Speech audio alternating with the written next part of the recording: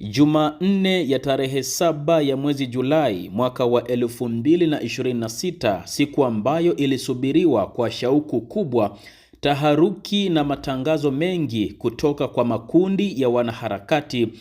Hatimaye siku hiyo imefika na sasa masaa yanazidi kuyoyoma. Lakini tofauti na kelele, shamra na hamasa zilizotawala mitandaoni kwa wiki kadhaa zilizopita, kile kinachoonekana mitaani kwa sasa kinaleta tafsiri mpya kabisa ya kisaikolojia.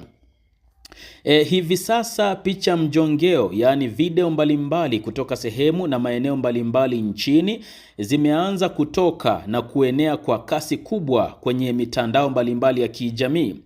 Video hizi fupi zinarekodi ukweli mmoja wa kipekee, hali ya ukimya wa hali ya juu. Maeneo mengi yaliyotarajiwa kuwa na misukosuko yanaonekana kuwa tupu, kukiwa hakuna mikusanyiko ya watu, huku wafanyabiashara wengi wakichagua kufunga maduka yao kabisa asubuhi na mchana wa leo.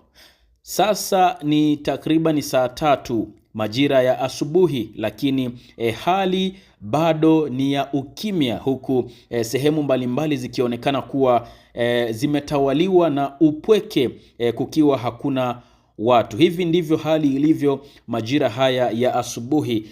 Bado haijajulikana baadaye kutakuwaje ama hali itakuwaje. Sasa kwa nini nchi imetulia hivi? Je, ni hofu ya doria za polisi au ni uamuzi wa makundi wa wananchi? Katika ripoti hii maalum ya dakika takriban 10 tunakwenda kutazama taswira ya video hizo za mitaani, tukiweka mizani kati ya kauli mpya yenye uchungu ya mwanasiasa Godbless Lema, msimamo wa kamanda wa polisi kanda maalum ya Dar es Salaam SACP Jumanne Muliro na onyo zito la waziri wa mambo ya ndani kwa wazazi nchini. Tuanze na kile kinachoonekana kupitia macho ya kamera za raia mitaani leo tarehe 7 Julai. Moja ya mifano ya kushangaza zaidi asubuhi ya leo imerekodiwa katika miundombinu ya usafiri, barabara ya Goba, yaani Goba Road, kuanzia eneo la Mlimani City kuelekea Goba. Ni moja ya barabara zilizozoeleka kuwa na foleni kubwa na ya kukatisha tamaa, hasa majira ya asubuhi, wakati watu wakiwahi kazini na kwenye shughuli zao za kila siku. Lakini leo katika maadhimisho haya ya Sabasaba, ama katika siku hii ya leo ya Sabasaba, Goba Road haina foleni kabisa. Barabara hiyo inaonekana wazi, magari ni machache na kile kinachotawala ni utulivu, upweke usio wa kawaida. Hali hii ya kupungua kwa mzunguko wa watu na vyombo vya usafiri inashuhudiwa pia katika maeneo mengine ya kibiashara, ambapo picha mjongeo zimeonyesha safu ndefu za maduka yaliyofungwa kwa kufuli, huku wamiliki wakichagua kubaki majumbani mwao. Wachambuzi wa masuala mbalimbali, hasa masuala ya kijamii, wanatafsiri ukimya huo kwa mitazamo miwili. Mtazamo wa kwanza ni upande mmoja unaotaja kuwa ni matokeo ya hofu ya kiusalama, ambapo wananchi wameamua kujilinda wenyewe na mali zao dhidi ya uwezekano wowote wa kutokea kwa vurugu barabarani. Lakini pili ni upande mwingine ambao unaona kuwa uwepo mkubwa wa askari wa doria katika makutano yote makuu ya barabara umefanikiwa kuzuia nia ya watu kutaka kukusanyika, na hivyo na kuleta vurugu, na hivyo kuacha mitaa ikiwa wazi yenye ukimya wa hali ya juu. Wakati picha hizo mjongeo za ukimya zikiendelea kusambaza taswira ya nchi iliyosama, upande wa upinzani umeingia mtandaoni kutoa mtazamo wao wa kiitikadi juu ya unyamavu huu wa mitaani. Mjumbe wa kamati kuu ya chama cha demokrasia na maendeleo Chadema, si mwingine Godbless Lema, ametoa kauli mpya yenye uzito mkubwa wa kisiasa, akisikitishwa na kile anachokiita kuwepo kwa mazingira ya mashaka. Godbless Lema ambaye amekuwa akifuatilia kwa karibu taswira ya polisi kutawala mitaani ameandika ujumbe mzito kupitia katika mtandao wa X, zamani kama Twitter, akisema namnukuu, nchi haipaswi kuwa hivi hata kidogo. Uchungu na visasi vikikomaa zaidi, hakuna mtu yeyote atakaye kuwa salama. Mwisho wa kumnukuu Godbless Lema. Kauli hii fupi lakini yenye tahadhari kubwa inakwenda sambamba na msimamo wake wa kifalsafa ambapo amekuwa akipinga matumizi makubwa ya nguvu za dola barabarani. Lema amesisitiza kuwa amani ya kweli haipatikani kwa kuwalazimisha wananchi kukaa kimya kupitia mitutu ya bunduki na mabomu ya machozi, bali inapatikana kwa serikali kusikiliza sauti tofauti na kutafuta suluhisho kupitia haki na uwajibikaji. Amehoji uwepo wa polisi kila kona, akidai kuwa mazingira hayo yanaua ubunifu na ustawi wa jamii, huku yakiacha nchi ikiwa kwenye hali ya wasiwasi na mashaka makuu. Mjadala huu unaoendelea siku ya leo tarehe 7 ya mwezi Julai mwaka huu wa 2026 pia unagusa kumbukumbu za kihistoria za matukio ya Oktoba 29 mwaka wa 2025 yaliyosababisha mvutano mkubwa.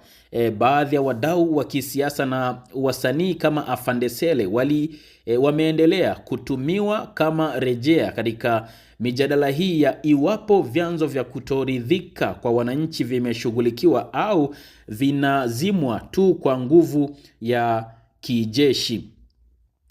Lakini je, mtazamo huu wa upinzani kwamba serikali imeingiza nchi kwenye taharuki unajibiwa vipi na walinzi wa sheria? Jeshi la polisi limesimama imara kutetea mkakati wake wa kiulinzi unaoonekana mitaani. Kamanda wa polisi kanda maalum ya Dar es Salaam Jumanne Muliro SACP huyu ameweka wazi kuwa uwepo wa askari wengi barabarani haupaswi kutafsiriwa kama tishio au hofu, bali ni utekelezaji wa majukumu ya kawaida ya jeshi hilo. Kamanda Muliro anabainisha kuwa kazi ya polisi ni kazi ya kila siku na haina uhusiano wa moja kwa moja na hofu ya maandamano ya wanaharakati. Katika ufafanuzi wake thabiti, Muliro ameeleza namnukuu, labda leo umeona kwa sababu unazunguka, lakini hali hii imekuwepo kwa muda mrefu. Ni wajibu wetu kuhakikisha wananchi na mali zao wanakuwa salama. Ulinzi huu hauhusiani na maonesho ya Sabasaba pekee, bali unalenga kuhakikisha usalama wa wakazi wote wa Dar es Salaam. Mwisho wa kumnukuu kamanda SACP Jumanne Muliro. Kwa mujibu wa mamlaka za polisi, wito wowote wa maandamano yasiyo na kibali unakiuka taratibu za kisheria na unaweza kuhatarisha amani ya nchi. Ndiyo maana vyombo vya usalama vimechukua hatua thabiti mapema ili kuhakikisha kuwa hakuna kikundi kinachopenya na kuvuruga maonesho ya 50 ya Sabasaba yanayoendelea leo jijini Dar es Salaam. Tunapohitimisha ripoti hii maalum muda huu tarehe 7 ya mwezi Julai, maneno yaliyotolewa siku ya tarehe 6 wakati siku hiyo ikififia na waziri wa mambo ya ndani ya nchi Mheshimiwa Pat Roberts Katambi yanabaki kuwa dira kuu ya msimamo wa serikali.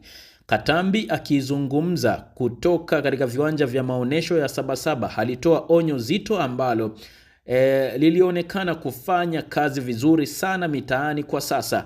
Amesisitiza kuwa hakuna taifa linalopoteza amani yake likairejesha kirahisi, na akatoa agizo la moja kwa moja kwa familia za Kitanzania. Amewaomba sana wazazi wote, baba na mama, kaka, shangazi, mjomba, wawazuie watoto wao na kuwaonya, wawaambie jinai hailipi na bahati mbaya sana jinai haiozi, na kwamba ukifanya kosa la jinai ukidhani mjanja hautakamatwa leo, basi kesho hautakamatwa, lakini si kesho kutwa utakamatwa tu. Huyo ni Waziri Patrobas Katambi. Ukimya uliotanda kwenye barabara ya Goba na maeneo mengine, maduka yaliyofungwa maeneo mbalimbali, na utulivu uliopo nchini kwa ujumla kwa muda huu unathibitisha jambo moja: ujumbe wa kisheria umefika kwa jamii. Je, ujumbe wa kisheria umefika kwa jamii? Wakati Godbless Lema akiona ukimya huu kama ishara ya nchi yenye wasiwasi, vyombo vya usalama vinauona kama ushindi wa sheria na utaratibu uliowezesha maadhimisho ya miaka 50 ya Sabasaba kuendelea kwa amani.